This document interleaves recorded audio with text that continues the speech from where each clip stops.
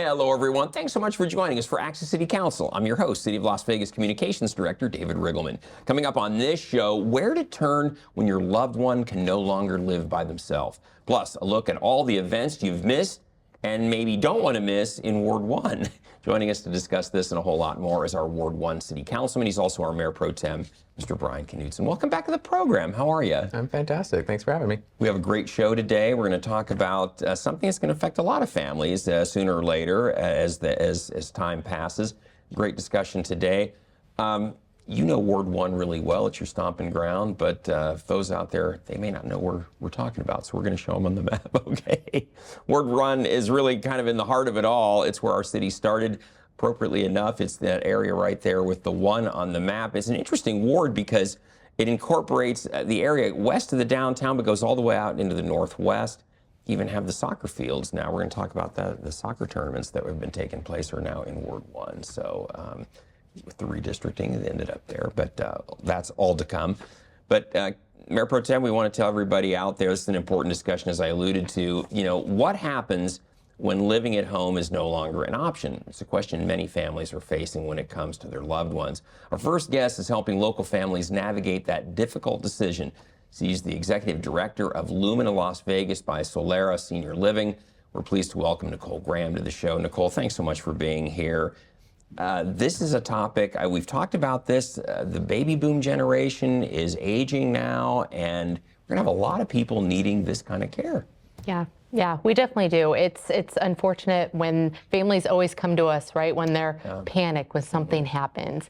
And I always talk to even my own family and more friends, talk about it, right? These are the conversations we want to have around the dining room table is what happens when mom or dad, grandma and grandpa. Yeah. We never know, right? Yeah. It's not always a fun discussion to have, but it's important just because there's a lot of emotions that go around it. Exactly. And Mayor Pro Tem, I know this is an important discussion that you wanted to highlight today because you have a lot of people that fall into that older category in Ward 1. Yeah, and I appreciate the conversation because I haven't spent a lot of time thinking about it, but it's come to my attention because of the amount of constituents I have in Ward 1 that are kind of at that level, and their friends and their family members or what they're coming to me, they're concerned about them. And so Nicole, I asked to be on the show today because one is she does represent Lumina, which was one of the first major developments in the medical district, but she's also on the Senior Citizen Advisory Board for the City of Las Vegas. And so just making sure that my constituents, the people watching, are aware of how engaged the city is and tips and tips of the trade. I think that's what we all need to talk about and make this a broader conversation. Nicole, talk about that a little bit. Lumina, what services does the company provide? What services, what tips, what should people be thinking about at this point if they've got maybe an older parent or grandparent that's starting to have a little difficulty living by themselves? Yeah, it's definitely knowing what happens, right? Lumina is a memory care community, but just in general, having that conversation of aging population. A lot can happen with the individual. It's knowing, can they age in place? That's important. Everybody wants to stay in their home as long as they can, but at some point it's no longer safe. And what does that look like? Yeah.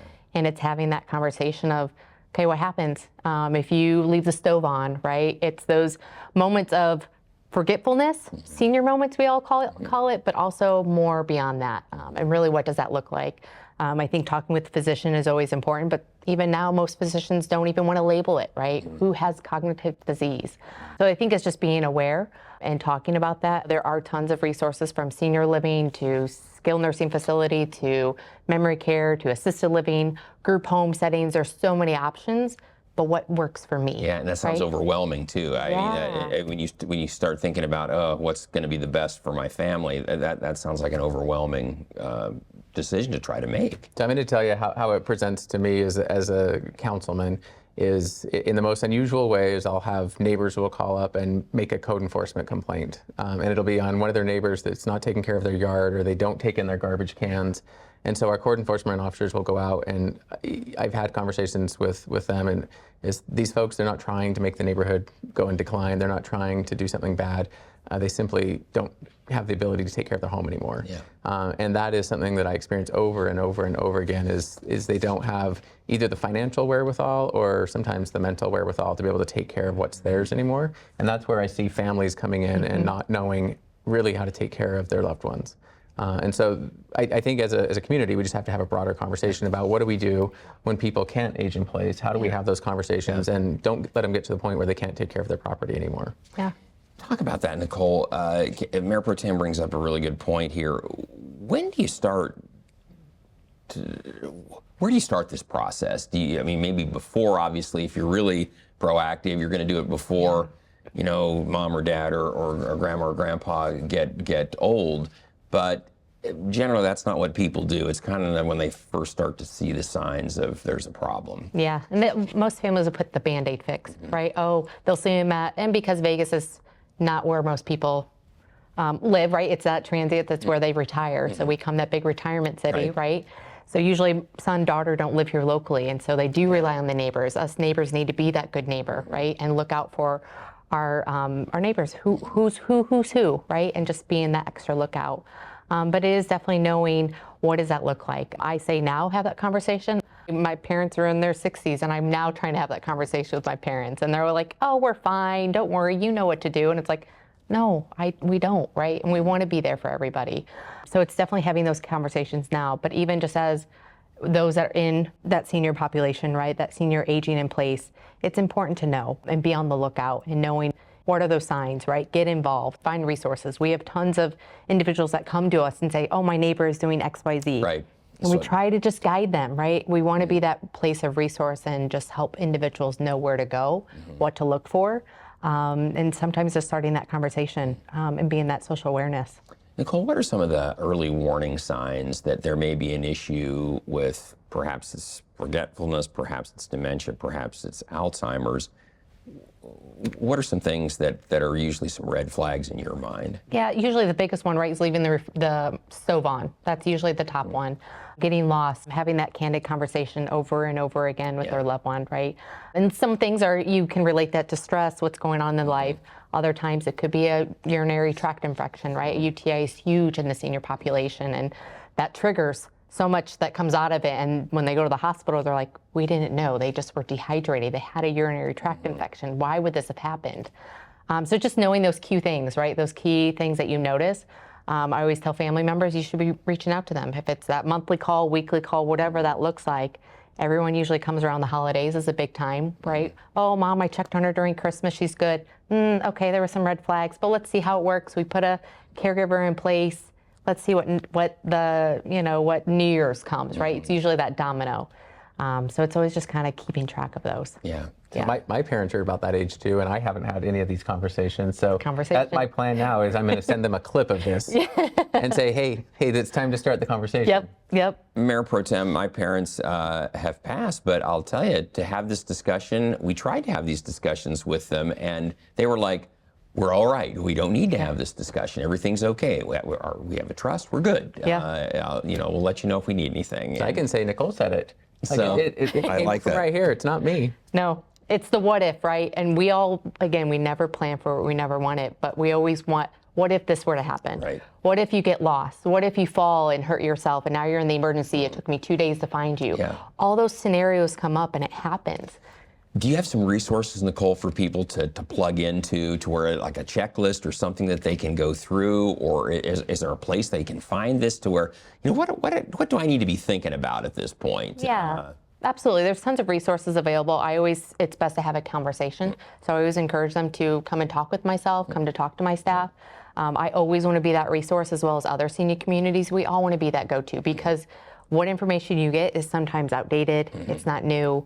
But I think the best thing is to start, have the conversation. We all need to have that conversation and the what ifs and just being prepared. Power attorney would be one of the things you obviously want to think about. Also Financials. Being able to find a location. Also, too, I think wandering is an issue for people as they get older. Will they wander away from the facility? Is it a facility that we Correct. need to prevent that from happening, or are they able to be free to move around without fear that they're going to head down the street or something? Yeah, technology is great these days, right? We can do the air tags. I put one in my parents' car, and not that I'm watching where they're going, but sometimes, right, the phone goes dead, and you're like, where did I last see Dad? What happened? Now you can kind of track them.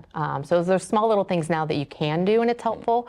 but it's just being smarter. Technology is at our fingertips. So. Exactly. That's such a good point. Mayor Pro Tem, you were going to say something. I was just going to say, like, just based on my experience, if you're getting up there in age, I think it's good to go around and talk to your neighbors about the kind of things to watch out for. So, like, not bringing in your garbage cans. Is that something you've done for 30 years and your neighbors notice that you stopped doing it? Try to have a relationship with your neighbors beforehand, so they're not calling code enforcement, but maybe they're checking in on you. And for your family and friends, letting them know that here's your emergency contact information, here's expectations for whatever you have. It's just that line of communication, and keep it open with as many people as you possibly can. Yeah, good point.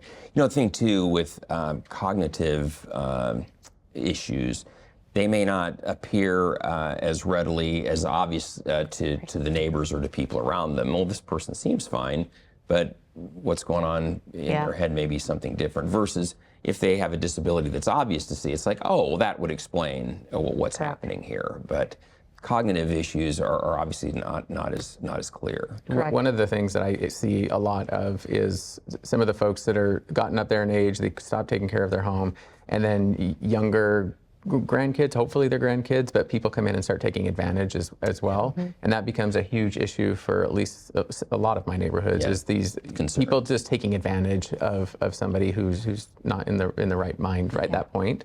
And so that's where I want people to just be aware. Let your neighbors know what your expectations are, and who's around you, who should be in your house, who should not be in your house, because those are all really important things. And once people move in and start taking advantage, it's very difficult for the government to respond to that. Yeah, and to Nicole's point, somebody needs to be paying attention. If you're a family member, you've got an elderly family member, you need to be paying attention, check in with them. It's kind of sad. We heard about Gene Hackman passing away here a few weeks ago, and it sounded like he hadn't talked to family in quite a while, and that was one of the things that was sad to hear. So, it's unfortunate. I think as we age, sometimes whatever has happened in the past, right, people hold on to that grudge, and we get stubborn as we get older, right?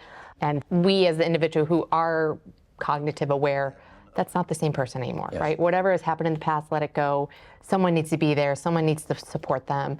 You know them best. I know sometimes hard things hold on, right? But sometimes we have to let go of that grudge and be that voice for them and still be that protective avenue, because financial exploitation does happen. Yeah, for sure.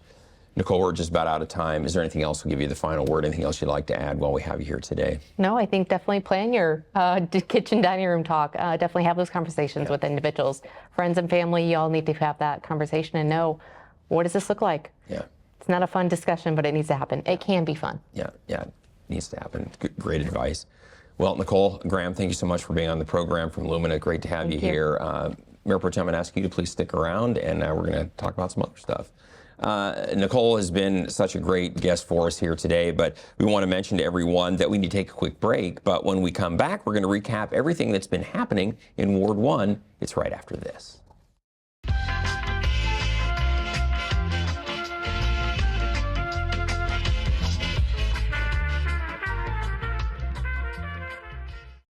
Adverse childhood experiences, or ACEs, are traumatic events that happen to us as children, yet can impact us for a lifetime. Visit numberstory.org for tips on helping yourself and your children. Welcome back, everyone. It's time to fill you in on what's been happening in Ward 1. Mayor Pro Tem, you've been really busy since you've been on the show last time around. You don't let any grass grow under your feet. You just get stuff done. I like being busy. Clearly, we're going to talk about that a little bit here. Let's jump right in. You met with the conditions team. This was back on January 8th. Explain to the audience what the conditions team, who they are and what they do. And you met with them face to face. Well, this is probably one of the most controversial things I think that I've been a part of since I joined the city. The city enacted an ordinance in 2019 and then again in 2024 to make it illegal to camp in a public right-of-way. And so as a response to that, the city has the conditions team. It's made up of deputy city marshals as well as operations and maintenance folks, and they go out to the encampments. And so for my constituents, I'd like them to know, if you see anybody who is unhoused, give us a call so we kind of have an idea of where they're going to be at. We try with the MORE team first to really coax somebody into services. We want them to get medical care. We want them to get social services to the best of our ability. But what I've seen is a lot more violent actions. I've seen a lot more theft. I've seen a lot more people setting up in shops that are really dangerous for them right alongside of a major highway like Sahara or Charleston. And I don't want them to get hurt. And so the next step is calling out the conditions team, and it's officers that'll go and say, we need you to move. We need you to move to a safer location. Here's a lot of resources for you, but if you can't, then they're able to issue a citation or make an arrest if there's a reason to arrest. Yeah. And so what we wanted to do is make sure that conditions team knows that that is some hard work. They're clearing out tons and tons of debris. Yeah. They're working with people in some very dangerous situations. And sad situations. Nobody wants to be on the street, and our officers certainly don't want to make it worse for them. So I wanted to make sure they knew that they're appreciated, and that's what that lunch was about, is just saying thanks for taking a job that really nobody else wants, and you're doing it well. You're doing it in the most respectful ways you can, is trying to move people into services. It's about 50 encampments a month that they're dealing with, everyone, and 100 tons of debris. Cleaned. And I did do a ride along with them too. Like, it's intense when you go to one of those encampments. And I know for people watching, I know you're seeing them as you drive down the street. We're trying to be as proactive as we possibly can to move people into services. Living on the street is not appropriate for anybody. Yeah. And these encampments grow relatively quickly, and they have some pretty serious and dangerous things that happen inside them. Yeah. And so it's really about protecting people and protecting property to the best of our ability. And that team is special because they really put a lot of energy and thought into it. Sure do. Also in January, back on January 18th, you had your Brews with Brian. This took place at Norm's Restaurant. This is such a great event, very casual. People just, this was coffee brews, not the sudsy brews. Yes. So this was in the morning, and again, an opportunity for people to come. You had a good turnout there, and just chat over what's going on in the ward. This Norm's place, right off of Charleston by the Walmart, right between Valley View and Decatur, it's very popular. It's the first in Nevada. And it's always busy, and so that was a great place to host the location. And then we have constituents that come out that talk about some of the issues that we were talking about earlier, is neighbors that aren't taking care of their yards, they're worried about traffic. But it's a good time for me to be relaxed and let other people be relaxed and talk about how we can collectively make the world a better place. So yeah, good turnout. 40 people filled that one. That's not bad at all for a weekday morning. Very nice. And then this is an event I'm sure everybody's heard about at some point or another. The Mayor's Cup International Soccer Tournament took place over President's Day weekend, and this was huge. This was the biggest year we've ever had. Over 1,000 teams from around the world came in. Incredible number. I think it was 1,100 teams the first weekend, and then the next weekend is girls. And so I was there both weekends. But my main job is really to make sure the teams who are winning don't jump up and down, because they're afraid the stage is going to collapse. So I stand there and I hold guard to make sure nobody jumps up and down as we give out trophies and congratulate the winners and the runners-up. And there's like 1,100 teams. There's thousands of people out there from all over the world that come in and spend money here in Las Vegas. So it's a great partnership with the Downtown Soccer Club and the City of Las Vegas, and a super fun time for me. Downtown Soccer Club located in Ward 1. Their headquarters is in Ward 1. Yeah. Some of the teams came from these countries, just to name a few: Canada, Mexico, Brazil, Australia, Chile, Denmark, France, Japan, Kenya, South Korea, Ireland. I know we had Poland there this year as well. So if you can imagine, my job is to make sure they don't jump. I know for a fact that a lot of them don't understand what I'm saying, and so there's signs in different languages on the stage that say "do not jump."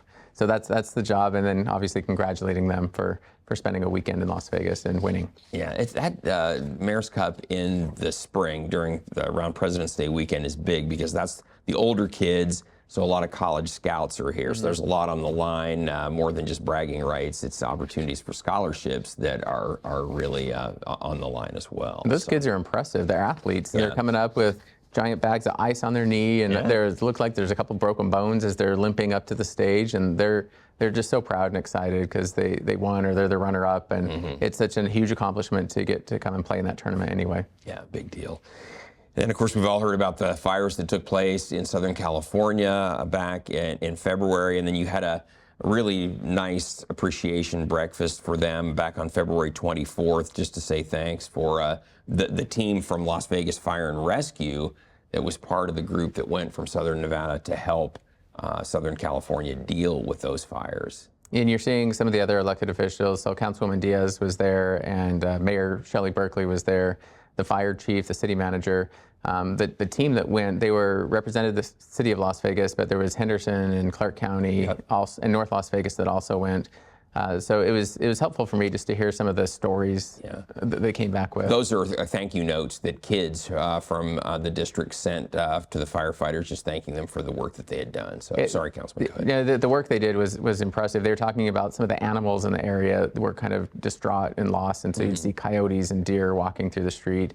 Their job was responding to the fires and medical calls like every other fire department was. But they're telling me stories about going through somebody's house looking for china because their long lost mother's china was in that house, and they would be sweeping out all the rubble, the entire house gone, and find a pile of silver. And that was the silverware that melted in the fire, and it was just really quite traumatic, and really a great deal of appreciation for everyone who had to help out, because it was catastrophic what happened there. Well, glad to have them back home safe, and hopefully we won't see anything like that for a long, long, long time. That was a rough period. And we are better prepared in Las Vegas because they had that experience. Yes, exactly right. That's what we talked about, is how can we learn from things that have happened in the past. And especially because there's high winds. We get a lot of wind around here, and that just fanned those flames for days, as we all saw. And then, Councilman, traffic is always a big issue, and so you recently met with the McNeil neighborhood. This is back on February 24th, to talk about traffic and construction. Happy topics. Yeah, it's my favorite topic. To all the McNeil residents watching, it can feel somewhat skiddly-wampus. Yeah. There's a whole lot of cones out there. There's a whole lot of construction going on. The reason is we had our public works director and our traffic engineer there talking through. We live in the oldest part of town. Everything above ground seems to be falling apart at some point, and everything below ground is also falling apart at some point. And so all the spots of construction are the sewer that has an issue, or the water line that has an issue, or cable lines that have an issue. And so what we're trying to do is make sure all of those things get fixed at the same time. And that's the Charleston construction that just wrapped up. UMC construction is wrapping up this June, and then we're going to go right into Rancho construction, and it is going to be quite painful, but it'll be Rancho between Sahara and Charleston that'll be completely under construction. Everything above ground and everything below ground. Wow. And it'll last 12 to 18 months. And so wanted McNeil and their Scotch 80s and Glen Heather and all the other neighborhoods around there just to be aware of what's to come and what's already happened. And I heard from them. They're frustrated, they're angry, and they're ready for it to be over. We're going to move as quickly and as efficiently as we possibly can. Yeah, it's tough because you had a lot of construction in the neighborhood of Rancho and Charleston that you've been dealing with. But when it's done, it's just great. It's spectacular. But it's just getting there. It's that pardon our dust, and it's tough. It has to happen. Yeah. All right. Well, Mayor Pro Tem, good discussion. That was things that have been happening, but we need to take another quick break because we're going to tell you the things that are upcoming in Ward 1, and it's right after this. Your daughter just had her first breakup. Do you A, put yourself in her shoes? B, console her? Don't worry, sweetie. This is gonna happen a lot. Or C, find her a new boyfriend? Nice, single boys. That was weird. As a parent, there are no perfect answers. But you don't have to be perfect to be a perfect parent. Thousands of teens in foster care will love you just the same. Touchdown! Did you see that? Whoa, we scored? Yeah, we scored. We're going to the playoffs. Welcome back, everyone. Thanks for staying with us. We're closing out the show with a look at what's coming up in Ward 1. You got some great stuff. First, we talked about the old Brews with Brian, already took place. You got another Brews with Brian. This is going to be the sudsy kind on March 25th from 5:30 to 6:30 at the Bagel Cafe. It's going to be super fun. I've never done the nighttime one at Bagel Cafe, so it'll be a new experience for me. They serve everything there, so you can get literally whatever you want at Bagel Cafe, and so yeah, that'll be an evening one. Again, informal opportunity for people just to come and talk about the issues in their neighborhood. That one's a little farther to the west. Yes, I like talking about things. I always tell people you can't yell at me. If you yell at me, it's not going to go anywhere. So just talk, have a drink, complain sit down, all you want, just don't relax. yell. Yeah, life's good. Exactly. Have a bagel and we'll work through it. So. I'm sure you hear usual stuff: traffic, homelessness, kind of the same things. Every single time. So, yeah. Yeah. Yep. So, but we're all ears, and the councilman, Mayor Pro Tem, always makes himself accessible. You do those frequently, and so the next one again, March 25th, and then also coming up, this is an April event. You've got a tree planting event that's going to take place April 22nd from 9 to 11 at Firefighters Memorial Park. This is day school. This is actually one of my favorite things to do. I do like being around the students. I like the energy of younger people. And so this is our arborist for the city is Brad Dossler, and he works with the day school folks, and a bunch of 8th grade honor roll students come out and help plant. But it's good to talk with 8th graders and ask them about their aspirations and their fears, and really get them talking about what they think the world should be. It's fun for me. And then obviously we plant some trees and make the world better. Exactly. Trees are good because they clean the air, they provide some shade, help us keep things cool in our very hot summers here, and we always plant trees that don't use a lot of water. Yes. So, and that's a partnership with Get Outdoors Nevada, great organization. And last but not least, Councilman, Mayor Pro Tem, we want to talk about Art in the Park. It's coming back Saturday, May 10th. I'm very excited. There's lots of people that usually come to that. It's Rainbow Family Park. There's several neighborhoods, older established neighborhoods that are there, and there's baseball games going on at the baseball stadiums and or baseball fields, and then lots of artists come out. So I expect it'll be lovely weather. Hopefully no wind. Hopefully it's a nice 85 degrees, and everyone will have a great time. Love it. Again, that's going to be Saturday, May 10th from 10 to 4 at Rainbow Family Park. If you're not familiar, that's located at 7151 West Oakey. Well, good show today, Mayor Pro Tem. We want to tell everybody out there, we always want to hear from you. So if there's something you'd like to share with Mayor Pro Tem Knudsen, you can call him on the phone, 702-229-2299, or send him an email. His address is bknudsen@lasvegasnevada.gov. You can also visit the Ward 1 website or subscribe to the Mayor Pro Tem's newsletter. We'll tell you more about that in just a moment. Well, MPT, great job today. Love having you on the program. We'll have you back in 6 weeks with another update on everything going on in Ward 1. And if it's like this show, it's going to be packed again. Looking forward to it. I appreciate it. Okay.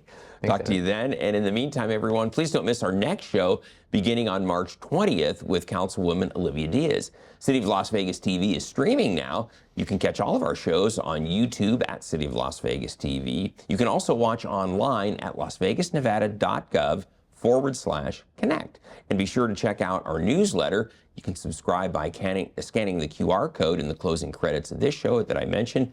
Please do that because you'll get a lot of good information from Ward 1. Anyway, folks, thanks again for watching, and we will see you next time around on Access City Council.